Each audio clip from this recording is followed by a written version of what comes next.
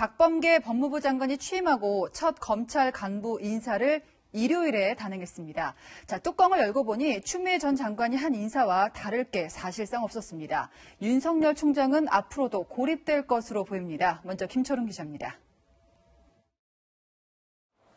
이번 검찰 고위 간부 인사의 최대 관심은 이성윤 서울중앙지검장의 거취였습니다. 인사 문제가 중요한 급선무인 것 같습니다. 현황 파악을 시작했고 일단 원칙과 기준이 중요한 것 같아가지고 그런 부분에 대해서 지금 구상을 하고 있습니다. 박범계 법무부 장관의 선택은 이 지검장의 유임이었습니다. 이 지검장은 지난해 12월 서울중앙지검의 고위 간부들로부터 집단 사퇴 요구를 받았고 윤석열 검찰총장과도 갈등을 빚었지만 결국 자리를 지켰습니다. 대검 내 핵심 보직인 신성식 반부패 강력부장, 이정현 공공수사부장도 유임됐고 윤 총장에 대한 감찰과 징계를 주도한 이종근 대검 형사부장도 자리를 지켰습니다. 이른바 검찰 빅4 중에선 심재철 법무부 검찰국장이 서울 남부지검장으로 자리를 옮겼습니다. 대신 이정수 서울 남부지검장이 검찰국장으로 이동해 서로 자리를 맞바꿨습니다. 심 국장이 부임하게 된 서울 남부지검은 정치권 로비 의혹이 불거진 라임 관련 수사를 맡고 있습니다. 검찰 안팎에선 추미애 전 장관이 임명한 간부 다수가 자리를 지키게 되면서 법무부 장관과 검찰총장의 유례없는 갈등에도 아무도 책임지는 사람이 없다는 비판이 나왔습니다.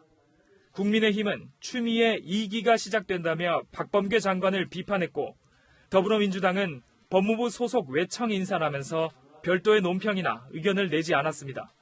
채널A 뉴스 김철웅입니다. 이 박범계 장관은 윤석열 총장을 두 차례나 만나서 사전 협의했다고 이렇게 사진까지 공개했었는데 왜 그랬을까요? 추미애 장관 때와 달라진 게 없는데 말입니다. 인사 면면뿐 아니라 방식도 그렇습니다. 주말에 기습 발표했고요. 또 윤 총장 의견이 어디에 반영된 건지도 찾아보기가 힘듭니다.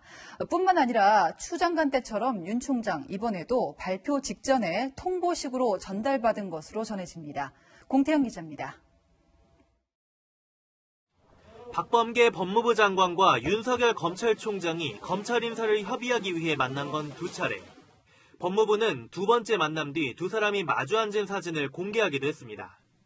하지만 이번 인사에서 이성윤 서울중앙지검장 등에 대한 윤 총장의 교체 의견이 거부당한 걸로 드러나면서 보여주기식 협의에 불과했다는 지적도 나옵니다. 핵심 간부 중 유일하게 자리를 옮긴 심재철 검찰국장도 검찰 내부에선 외형만 교체일 뿐 민감한 권력 수사를 하는 서울 남부지검을 챙기게 한 것이란 평가가 나옵니다.